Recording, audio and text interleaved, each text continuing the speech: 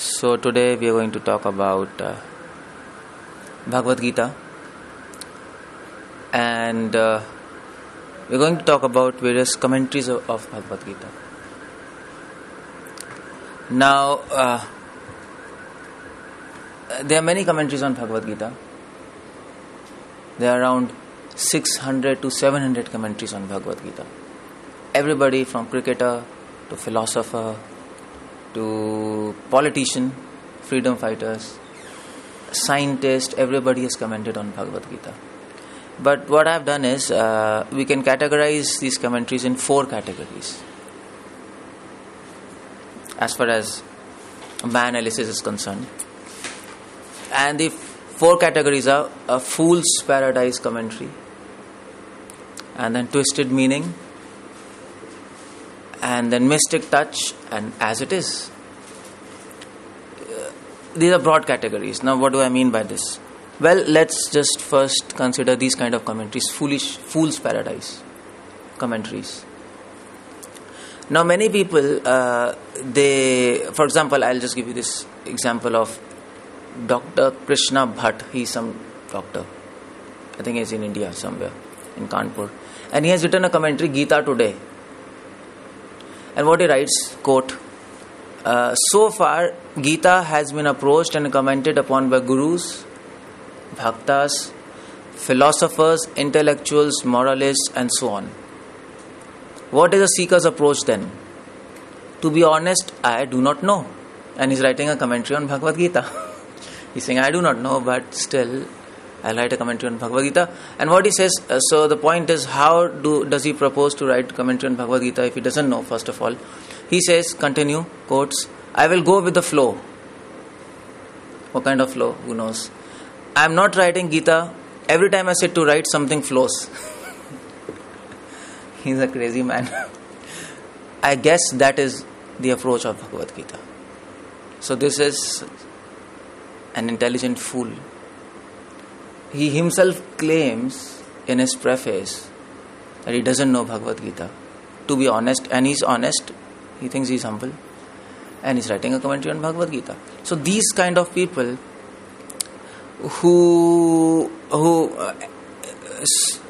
so any commentary where you find these words, I guess, maybe, I think, I'll go with the flow, or something like this, immediately you can categorize it in fool's paradise commentaries. They are fools. Don't read the commentary.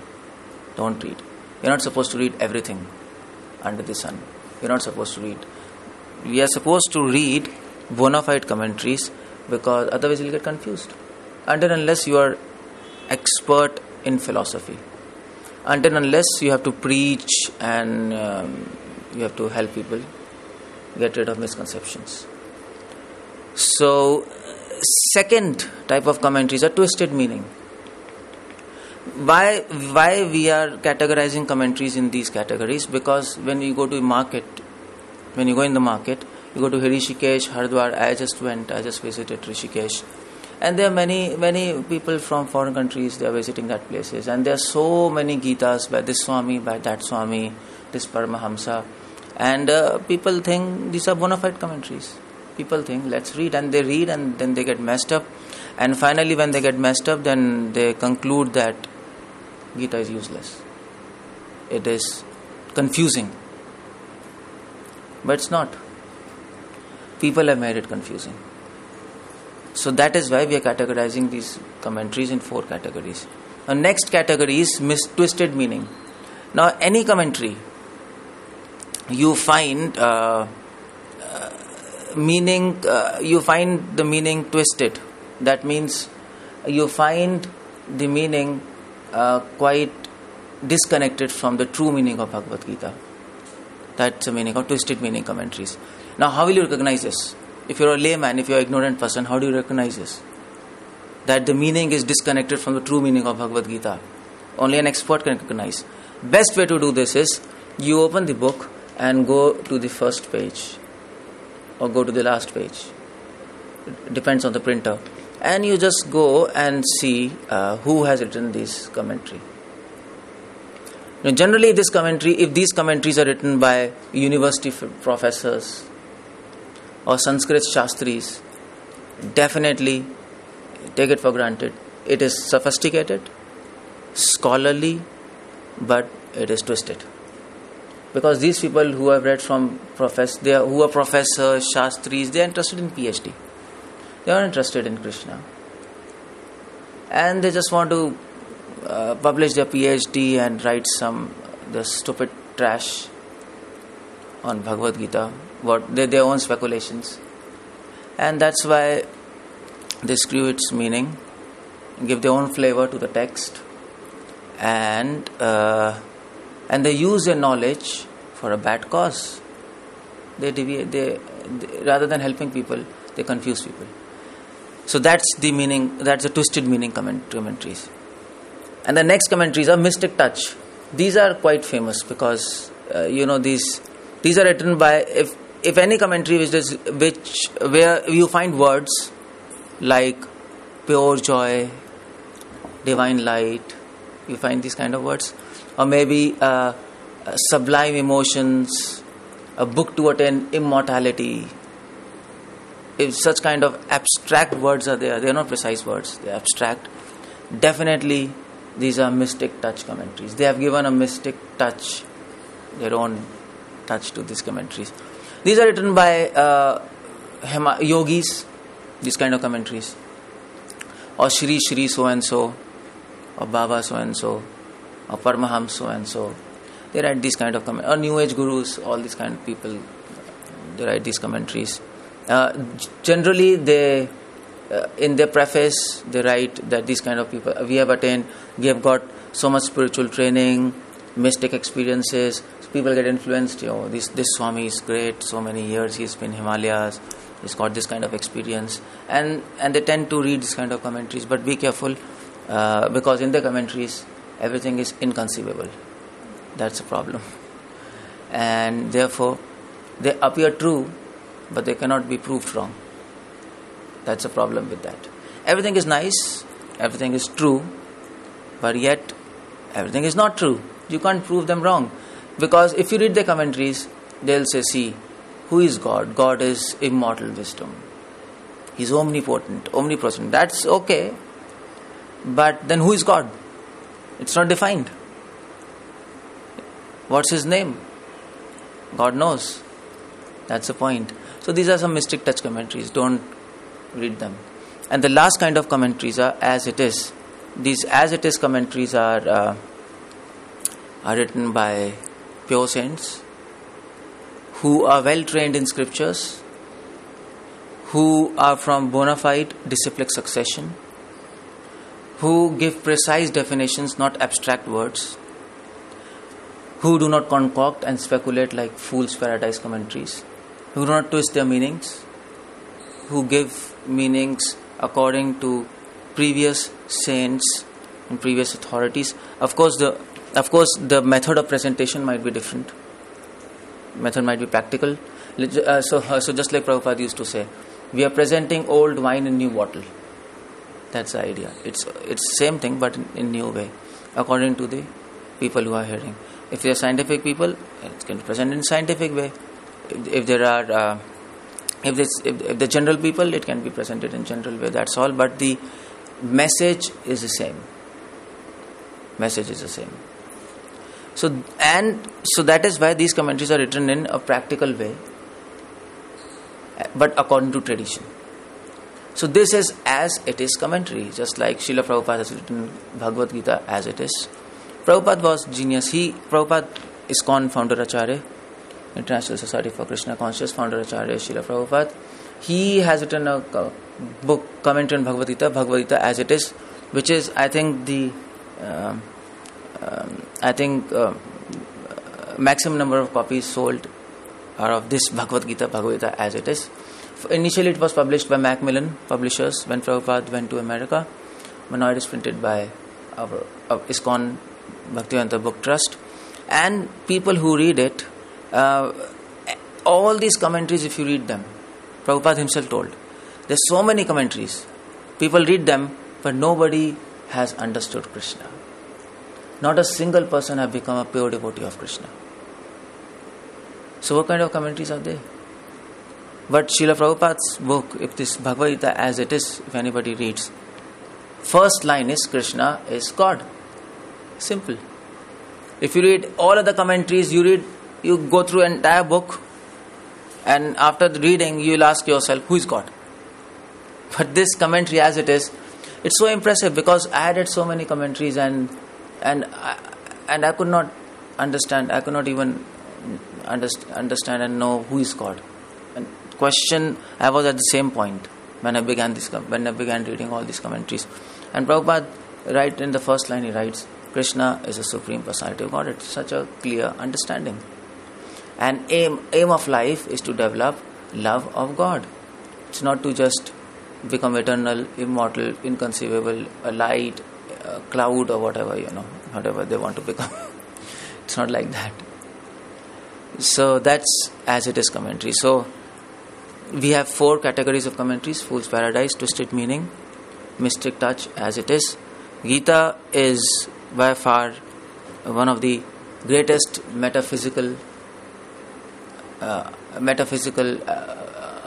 Vedantic understanding according to Whitehead, and everybody praises Gita.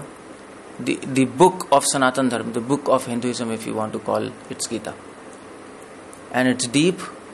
Everybody, all philosophers all around the world, they praise Gita for its depth, for its philosophical understanding.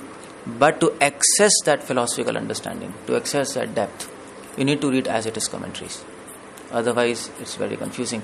Because every verse of Gita, it is having at least 10 levels of meaning. At least 10 levels. And you can extend it up to 1,000 levels.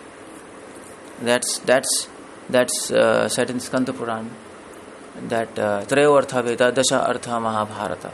It's in Sanskrit. Minimum 10 levels of meaning of Bhagavad Gita. So what I mean is, every verse of Bhagavad Gita can be interpreted in 10 ways. And 10 bona fide ways, not speculated ways. According which are the meanings which are matching with Vedic scriptures. Minimum, and you can go up to 1,000. You can keep on going. This is the beauty of Gita. You can keep on going. You can keep on taking out meanings after meanings after meanings after meanings. This is the beauty of Vedanta, Upanishads, and Gita is the essence of all Upanishads. But you can't speculate. That's the point. You should not speculate. Even by speculation, we can keep on going and going and going and going. There's no end for that. Because I heard that people are offering seminars on Bhagavad Gita. How to be good fighter. There's a seminar on Bhagavad Gita. How to be a good manager through Gita. Stress leadership qualities through Gita. These military people, they were calling me and they were asking me, please give a seminar on Gita. I'll give. So I asked them, so what do you want? They told, please inspire our people to fight like Arjuna. That's not the message of Bhagavad Gita. You can please call somebody else, but I'm going to speak on like that. So my point is, Gita is such a book. Whatever you want, you can speak through Bhagavad Gita. You can just speculate something, and you can put Gita in front of you and speak through it. That's all. You can make Gita as your mouthpiece. That's all. Okay, Gita says this. Gita says, do your work and don't worry about results. This is the message of Gita. Be a good person, be a gentleman, and you can find a verse among 800 verses, among 700 verses of Bhagavad Gita. You can find a verse which can support your views, and you can claim Gita speaks this. Simple.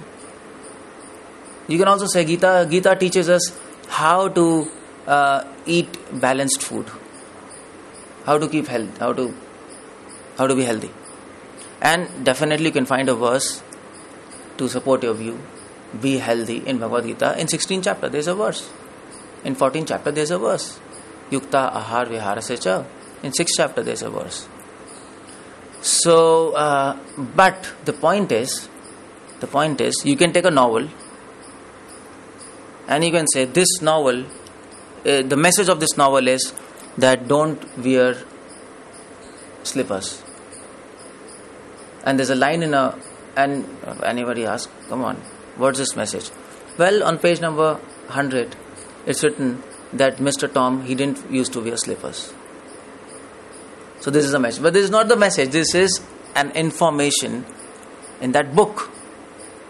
The message is something else. Message of that novel might be some humor or violence or whatever, A, B, C, D, X, Y, Z.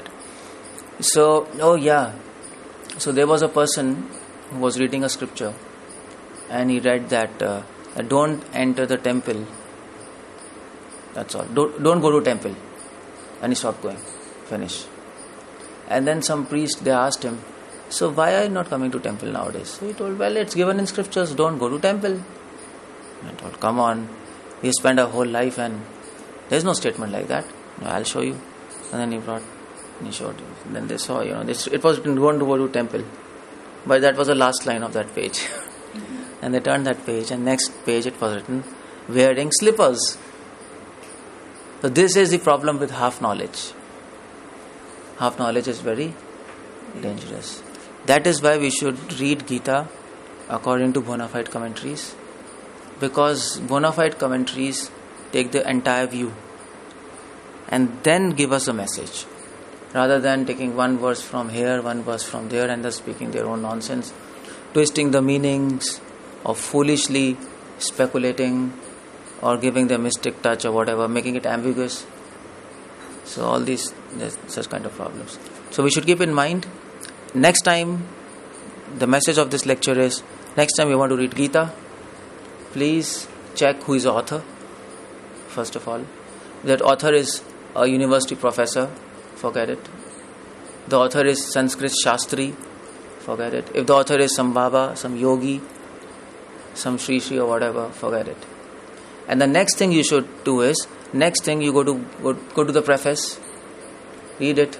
If in that preface you find these words like divine love or immortality, inconceivable, some God in the cloud, something like this, just don't read it. Finish it.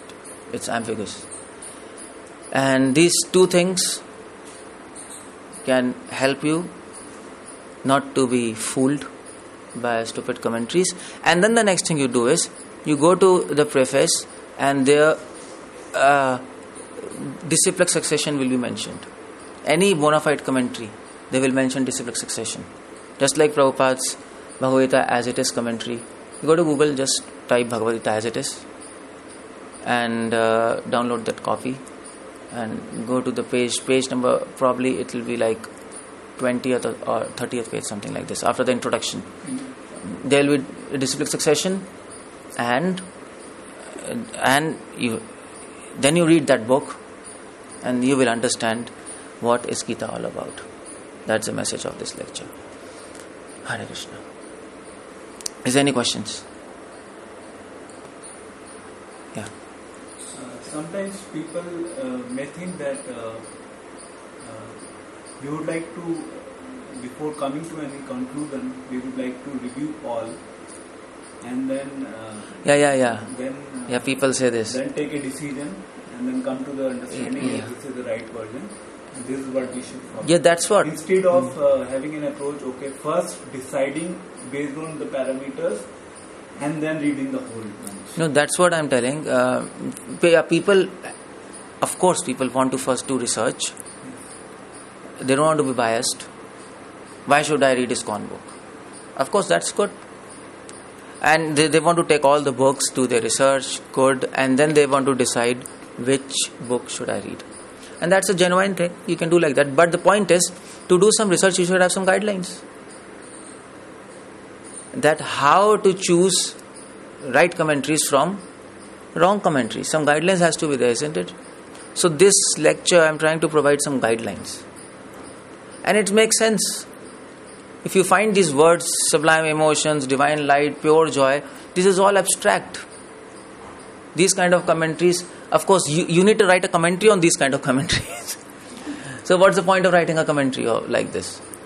So definitely, in your research, if you find these kind of words, you have to leave those kind of commentaries, because you don't get anything out of it. You need another commentator. And if you find a commentary where the person himself is writing, to be honest, I do not know. Why do you want to read that? So these kind of guidelines, I am not giving a biased guideline. I am giving a guidelines which is common sense. And you do your research, use these guidelines, and then come to a conclusion. And conclusion will be that as it is commentaries, you will find as it is commentaries very much connected with the true meaning of Bhagavad Gita. And you can read that book, simple. So this lecture will help us to identify true Bhagavad Gita. That's it. This is okay. Okay, thank you. Srila Prabhupada ki jai.